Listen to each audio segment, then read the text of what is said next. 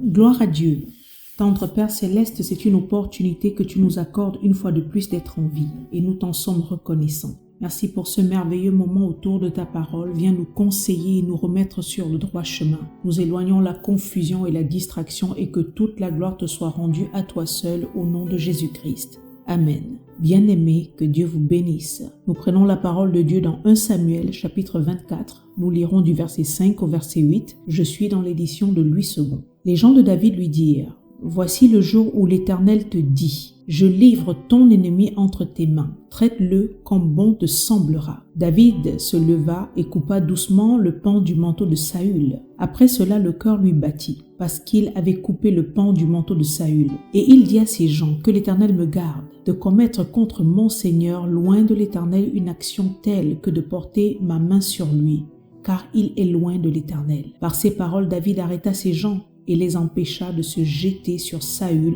Puis Saül se leva pour sortir de la caverne et continua son chemin. Que toute la gloire soit rendue à Dieu seul, au nom puissant de Jésus-Christ. Bien-aimés, voilà un extrait, un bout de texte tiré d'un paragraphe très intéressant qu'à tête reposée, je nous conseille de méditer le chapitre en entier car il est vraiment intéressant. Dans les versets que nous venons de lire, nous voyons un David fugitif. Alors qu'il était tapi dans le fond d'une grotte, lui et ses hommes voyaient entrer le roi Saül, leur persécuteur.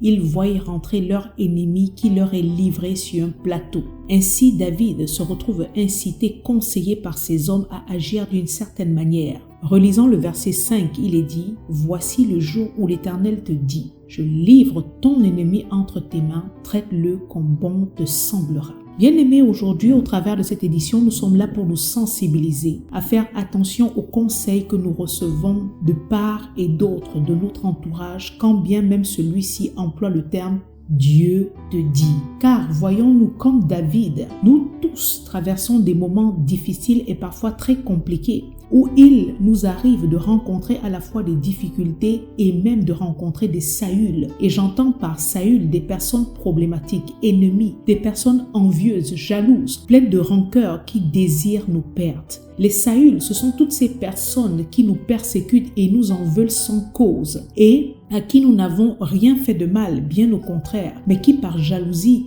n'ont qu'un seul but: nous détruire, nous nuire à tous les niveaux. David avait déjà été oint par le prophète Samuel et savait très bien quelle était sa mission assignée par Dieu. David était l'homme selon le cœur de Dieu, l'élu, le choisi pour régner sur la nation d'Israël, car en avait les ressources et le potentiel, en commençant par son humilité et sa confiance qu'il avait placée en Dieu. C'était un jeune qui avait tout pour réussir, mais sur son chemin se dressait un obstacle sérieux, Saül, qui en voulait à sa vie. Bien-aimés, attention aux personnes jalouses et aigries, qui une fois rencontrées et entrées dans nos vies, n'ont plus pour ambition que de détruire, et cela d'une manière ou d'une autre, en usant parfois la sorcellerie, les calomnies, des mensonges, des faux témoignages, dans le but de salir, discréditer nos personnes en nous faisant passer pour ce que nous ne sommes pas. Ce sont comme ça des personnes qui sont ingrates du bien qu'à un moment ou à un autre on a pu leur faire. Des personnes qui par la ruse et la séduction s'infiltrent même dans les couples, cherchant à gâcher des familles. Bien-aimés, les sorciers ne manquent pas de ressources, d'inspiration quand il s'agit de s'introduire de manière sournoise dans les familles et les vies pour détruire. Motif, je le redis, la jalousie, l'aigreur et l'envie. Qu'aujourd'hui, l'attitude de David dans cette grotte nous serve à tous de leçons et d'exemples à suivre. Alors qu'ils étaient ensemble avec ces hommes fugitifs recherchés pour être mis à mort, alors qu'ils étaient en cavale fuyant la jalousie, la colère du roi Saül, les hommes de David, alors que Saül était entré dans cette grotte pour se couvrir les pieds ou encore faire ses besoins tels que nous le dit le verset 4, ignorant la présence de David et de ses hommes tapis dans le fond, le roi Saül était à leur merci et pouvait être facilement éliminé, tué par David, sous les encouragements de ces hommes qui virent en cette scène un signe de Dieu, une opportunité fabuleuse d'en finir enfin avec ce persécuteur acharné. Mais David refusa d'aller dans leur sens. Bien-aimés, j'aimerais nous rappeler quelque chose de très important. En tant qu'enfants de Dieu, nous appartenons à Dieu et non plus à nous-mêmes, et non plus à notre ancienne nature, non plus au vieil homme et à la nature pécheresse. C'est quelque chose contre quoi tous les jours nous devons lutter afin de se plier, de se conformer à Dieu et à sa volonté parfaite pour nos vies. Paul, après sa conversion, dira d'ailleurs en Galates chapitre 2 verset 20, « J'ai été crucifié avec Christ et si je vis, ce n'est plus moi qui vis, c'est Christ qui vit en moi. » Bien-aimés, face aux choix et décisions de vie appartenant à Dieu, étant enfants de Dieu, nos volontés doivent s'aligner à celles de Dieu notre Père. Ce que la chair veut doit complètement s'effacer et nous ne devons plus rechercher qu'une seule chose, les intérêts de Dieu et non les autres. C'est ça ce qu'on appelle la marche en nouveauté de vie, où tout ce qui n'est pas pour la gloire de Dieu n'est même pas envisageable, sinon nous tombons immédiatement dans la désobéissance. David était dans une situation terrible, stressante, où il était persécuté et contraint de se cacher dans les rochers, dans les fosses, dans les endroits pour ne pas être localisé par Saül. Et il était recherché pour être mis à mort. Et voilà que son ennemi entre et pendant qu'il faisait ses besoins, les hommes, les proches de David lui disent « Voici le jour où l'Éternel te dit « Je livre ton ennemi entre tes mains, traite-le comme bon te semblera. » Bien-aimé, j'aimerais te poser une question.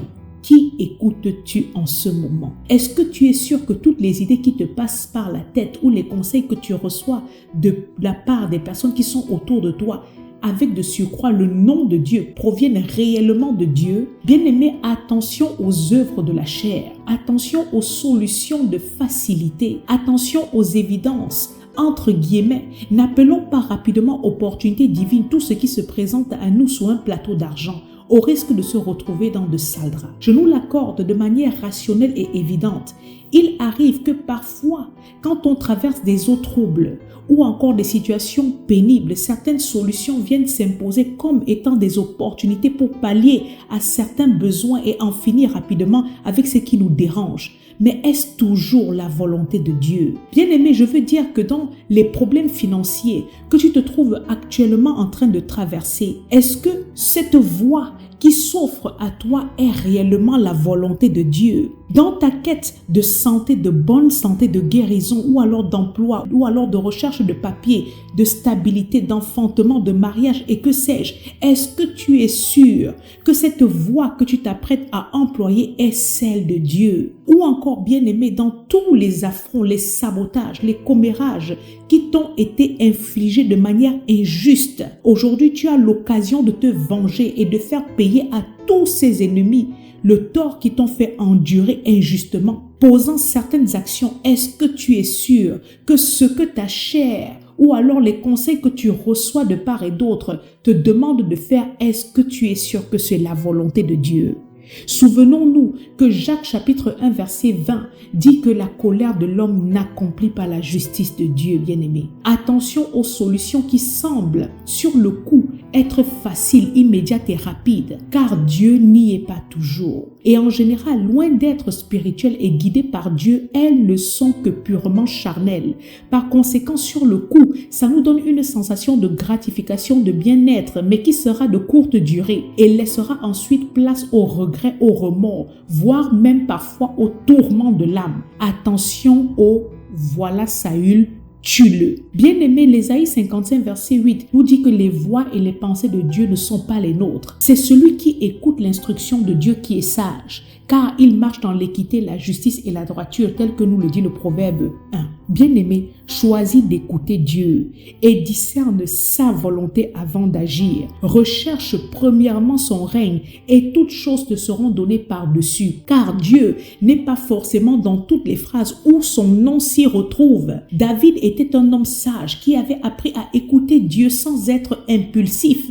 Voilà pourquoi il ne s'est pas immédiatement jeté sur cette proposition faite par ses hommes. Dans 1 Samuel 30, on lit également son dévouement à Dieu suite à l'invasion amalécite à Ticlac. Tsiklag, où toutes les familles, y compris la sienne, avaient été amenées captives par les ennemis. Malgré son angoisse et la forte pression due au fait que ces hommes s'apprêtaient à le tuer, le tenant pour responsable, David prit le temps de s'arrêter, de consulter et de s'appuyer sur Dieu avant de faire quoi que ce soit. Bien-aimés, j'aimerais insister en nous disant que la voie de la solution humaine, voire même les voies sataniques, sont des voies très culottées et parfois remplies de plusieurs astuces comme la douceur. Parfois, ce sont les faux raisonnements charnels qui sont complètement à l'opposé de ce que Dieu nous demande de faire, mais qui semblent rationnels, qui semblent bons, attrayants, sensés. Bien-aimés, les voies humaines utilisent même parfois le nom de Dieu. Voici le jour où l'Éternel te dit, je livre ton ennemi entre tes mains, traite-le comme bon te semblera. Bien-aimé,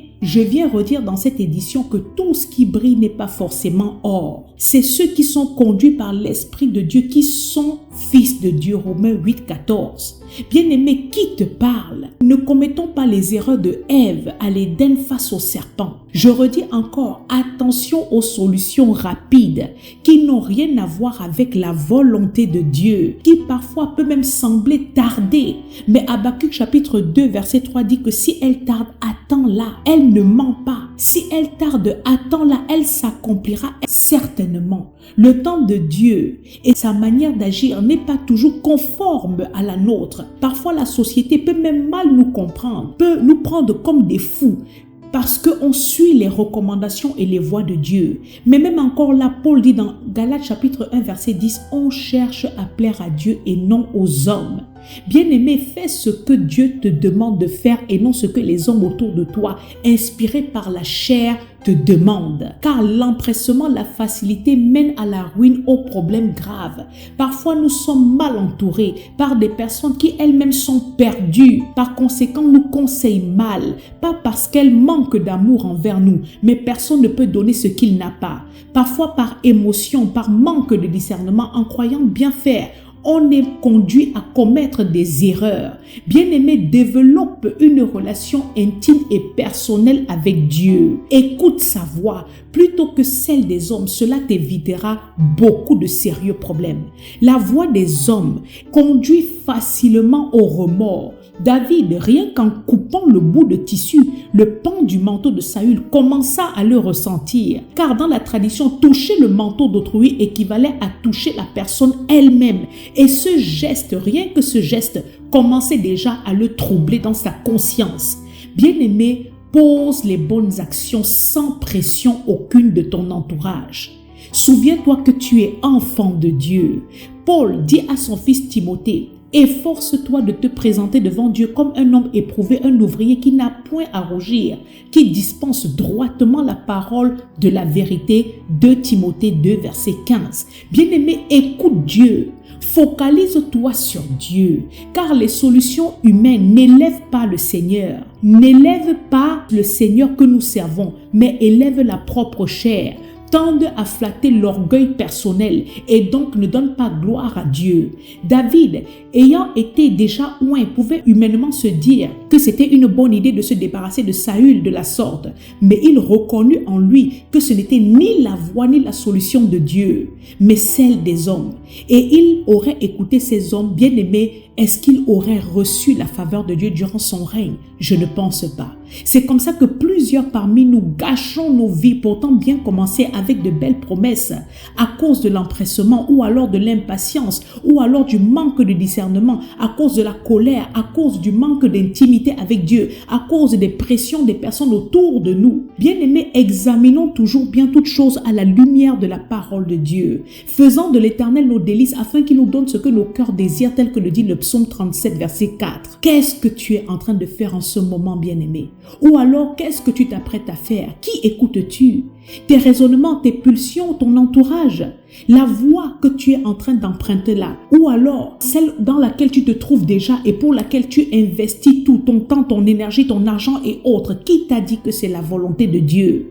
Tous ces coups de fil que tous les jours, dès que tu as une minute de répit, tu passes le temps à passer pour te justifier, bavarder et autres, parler en un point fini pour X ou Y raison. Qui t'a dit que Dieu est dans tout ça? Je te demande si les projets que tu es en train de monter tous les jours soit par imitation ou alors par orgueil ou alors par conseil, convoitise et autres. Bien-aimé, rassure-toi que Dieu est dedans avant de te bouger. Proverbe 14, verset 12 dit: telle voie paraît droite à un homme, mais son issue c'est la voie de la mort. Sache que les mauvais choix et les mauvaises décisions ont toujours des répercussions et finissent par se payer tôt ou tard. Le manque de discernement, l'aveuglement, au même titre que l'entêtement, ce sont des choses qui coûtent cher. La vie de Saül, elle aussi avait bien commencé. Je vous invite à la lire et vous verrez quelle fin Saül a fait. Relevons seulement en 1 Samuel chapitre 13 verset 9 où il a cédé à la pression du peuple et sans attendre le prophète Samuel est allé lui-même offrir des sacrifices et holocaustes à Dieu, ce qui lui valut non seulement le rejet mais également le non-affermissement de son règne par l'Éternel. Bien-aimé, attention à qui te conseille. Attention à ton cœur qui n'est pas toujours tourné vers Dieu, à tes 5 sens qui ne sont inspirés que par la chair, aux émotions, voire même tes amis ou ta famille et autres. Si toutes ces personnes-là ne s'appuient pas sur Dieu et son conseil, bien-aimé, si tu les écoutes, tu vas te casser la figure. Les solutions humaines poussent à aller faire des enfants hors timing et hors volonté de Dieu. Je vous donne la référence de Abraham et d'Agar. Ou alors pousse à fabriquer des veaux d'or dans le désert sous la pression du peuple, référence à Aaron et bien d'autres encore. Le psaume 40 nous incite à attendre patiemment le secours de l'Éternel. Lamentation chapitre 3 verset 26 dit: il est bon d'attendre en silence le secours de l'Éternel. David dans cette grotte se refusa d'écouter une autre voix, celle de la facilité, et dit que l'Éternel me garde de commettre contre mon Seigneur, loin de l'Éternel, une action telle que de porter ma main sur lui, car il est loin de l'Éternel. David s'est refusé de porter main à Saül, alors que Saül était à sa merci. Bien-aimé, que fais-tu quand tu es dans le secret? Bien-aimé, que fais-tu quand tu es à l'abri des regards, dans le noir, où tu es sûr que tu peux commettre tout ce qui te passe par la tête? Bien-aimé, David était conscient qu'il n'avait pas reçu l'ordre de Dieu de s'emparer du pouvoir par la violence. Il savait déjà ce à quoi Dieu l'appelait. Bien-aimé, faisons attention à la voix des personnes qui sont autour de nous, qui n'est pas toujours inspirée par Dieu. Et focalisons-nous sur les promesses de l'Éternel pour nos vies, afin de ne pas nous retrouver dans de mauvais draps. Que Dieu vous bénisse abondamment.